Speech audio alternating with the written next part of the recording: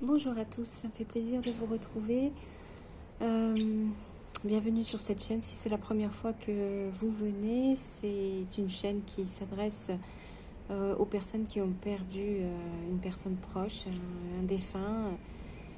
Dans mon cas, il s'agit de ma sœur jumelle. Nous sommes séparés. Je suis survivante de ma sœur jumelle qui est morte d'un cancer du sein il y a peu de temps. Aujourd'hui, c'est pour vous parler un petit peu de la quotidienne, un petit peu du ressenti que j'ai en tant que survivante. Et c'est vrai que là, ce qui est difficile, c'est que tous les jours, en fait, j'ai l'impression que je tiens sur mes réserves. J'essaie de faire tout plein de choses avec mon mental pour pas trop réfléchir, pour pas trop me souvenir, pour essayer de supporter les moments où j'ai des crises de larmes incroyables, les moments où j'ai des images tristes qui me traversent l'esprit, les moments où j'ai des crises de boulimie. Le matin, je traîne, j'ai pas envie de me lever. Le soir, je traîne aussi, je veux pas éteindre la lumière et me coucher. Quand je me réveille au milieu de la nuit, je me dis allez, faut pas réfléchir, faut pas parler. Enfin, quand je dis parler, c'est parler avec soi-même. Faut pas rentrer dans le mental, etc. Et je tiens, je tiens, je tiens.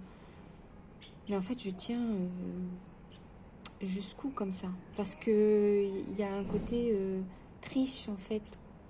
Je me suis rendu compte que mon mental a mis en route. C'est comme un peu si je trichais avec moi-même, c'est-à-dire je suis un peu comme en train de me dire, c'est comme si quelqu'un on vous a donné un sac de riz, je dis n'importe quoi, hein. Ou alors un sac de mandarines et puis vous vous dites, bon j'en ai combien et combien de temps il faut que je tienne avec ça et plus le temps avance, plus vous commencez à en manger moins, à commencer à en sauvegarder, à essayer vraiment de gérer le nombre de mandarines qui vous reste pour pouvoir tenir le coup. Parce que dans l'idée, derrière, il va y avoir une fin à ça. Et que derrière, eh ben, je vais sortir de disons, de la famine dans laquelle je suis, admettons, et je vais pouvoir avoir plein de mandarines ou plein d'autres choses. Et il y a un moment donné, il va y avoir une fin à tout ça. Et là, c'est ce qui m'arrive en fait avec mes ressources intérieures, c'est que j'ai le sentiment que j'utilise tout ce que j'ai appris à faire avec le yoga, avec le bouddhisme, avec l'expérience de vie, c'est-à-dire tenir le coup en utilisant plein de méthodes. Je regarde des séries, je capture comme ça mon mental, je dérive mes émotions en regardant des trucs à l'eau de rose qui me font chialer.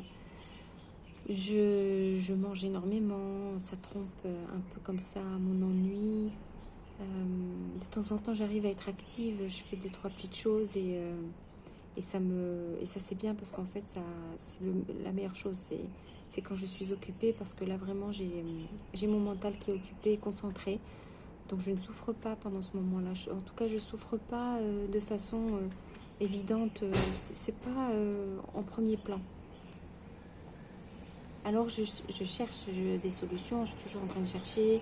De temps en temps, je vais écouter des vidéos sur YouTube pour en apprendre un peu plus sur les étapes du deuil, pour apprendre comment gérer un deuil. J'écoute plein de choses en fait sur la thématique, mais à petite dose quand même, parce que évidemment je garde une certaine distance en fait avec ce que je suis en train de vivre là maintenant. Mais jusqu'à quand? Est-ce qu'il y a un moment où ma soeur va revenir et je vais pouvoir relâcher la pression? Ce moment que j'espère, que j'imagine, où on va se voir et je vais sentir que ça y est, la période la plus difficile est passée, que je vais enfin pouvoir me détendre et recommencer à vivre et recharger mes batteries et sourire à la vie et rire et repartir pour d'autres aventures. Et je parle de ça parce que je l'ai vécu avec ma soeur à chaque fois qu'on a voyagé l'une et l'autre. On a fait des grands voyages. Elle est partie au Costa Rica, en Guinée, sur des longues périodes. Moi, j'étais allée en Australie, en Indonésie, et ainsi de suite. Et il y a des voyages qu'on a fait ensemble, ou qu'on s'est retrouvés en cours de route, disons. Et on a toujours eu cette douleur de la séparation à gérer et de tenir le coup. Donc là, je sais très bien que je suis dans quelque chose que j'ai déjà vécu, qui est tiens le coup de la séparation, de la distance. Bon, là, ce qui est plus dur, c'est que vraiment, on communique pas. D'habitude, quand on est en séparation, en fait, on est en séparation physique, mais on s'appelle avec les différents outils qu'on a, avec la téléphonie, on s'écrit, enfin, même à l'époque, quand on était jeune et que j'étais allée en Guyane, je lui avais écrit des lettres à l'ancienne, quoi. Ça finissait toujours par arriver, donc c'était un pavé, hein, il faut bien comprendre, un pavé de lettres. En fait, c'était une seule lettre, mais c'était des lettres que à la fin j'écrivais sur l'ordinateur et que j'imprimais, donc ça faisait une masse en fait de feuilles recto verso. Et après on est passé aux emails parce que ça allait plus vite et que là vraiment on était dans l'échange beaucoup plus rapproché, donc ça c'était carrément génial. Et puis jusqu'à évidemment maintenant on est passé au quotidien, quoi, c'est-à-dire non seulement on se laissait des messages vocaux ou des messages écrits tous les jours, mais après c'est devenu plusieurs fois par jour, tout le temps, quoi. Et c'était donc entre guillemets une fausse séparation. Mais déjà là, cette séparation, elle est super difficile à gérer. Et là maintenant, je me rends compte que bah, j'ai pas de ses nouvelles en fait. Bah oui, elle est morte. Je sais. Ne pensez pas que je suis stupide ou que je fais vraiment un effort pour vous expliquer tous les trucs tordus qui passent dans mon cerveau parce que je suis soeur jumelle, j'ai perdu ma soeur jumelle et que c'est juste intolérable. Que je peux pas le supporter, je peux pas l'accepter, je peux pas l'imaginer, je peux pas le concevoir. Donc je continue à négocier avec mon cerveau, à négocier avec mes pensées, à chercher une solution, à chercher comment je vais faire pour m'en sortir. Alors je vous dis vraiment ce qui se passe dans mon cerveau. Et là je me dis, mais en fait elle ne me parle pas. Depuis le 5 janvier, elle ne me parle pas. Waouh, c'est long, quoi. Et donc j'ai un peu aussi triché avec mon cerveau parce que je suis retournée voir dans des vieux messages. On s'écrivait toujours des petits mots aussi quand on habitait ensemble. Il y en a une qui allait au travail. Ben, le matin, on se laissait des petits mots comme ça pour se souhaiter une bonne journée. Quand on faisait donc nos fameux voyages aussi, on avait toujours cette habitude de s'écrire un petit mot et puis de se laisser des traces comme ça. Donc je suis retombée sur une partie d'entre eux. Quelques-uns, évidemment, je ne les ai pas tous consommés tout de suite parce que je veux les préserver. Et donc j'ai eu le sentiment qu'elle me parlait parce que j'ai relu des petits messages où elle m'encourage. Surtout un notamment où elle me dit on est dans une grande séparation maintenant, mais on sera tellement heureuse quand on va se retrouver et tout ça. Donc j'ai l'impression quand même qu'elle me parle, qu'elle s'adresse à moi. Mais en réalité,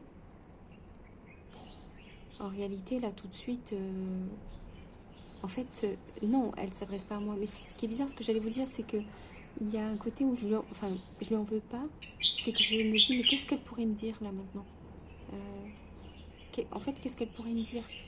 Parce que moi aussi, je suis complètement nouvelle dans cette expérience. Je sais qu'elle aussi, elle l'a jamais vécu. Et oula, il y a un oiseau au-dessus de moi qui me déconcentre.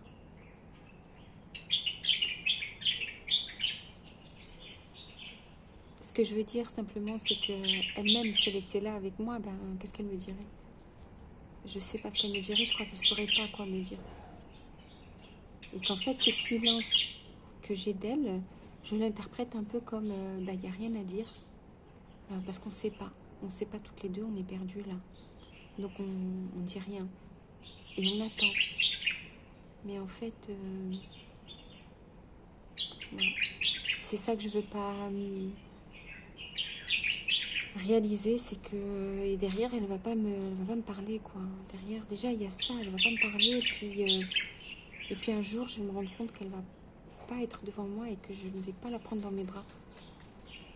Ça, je ne l'ai pas encore compris, je vous le dis tout de suite. Et d'ailleurs, je bloque tout de suite cette image parce que je sens que je vais me mettre à pleurer.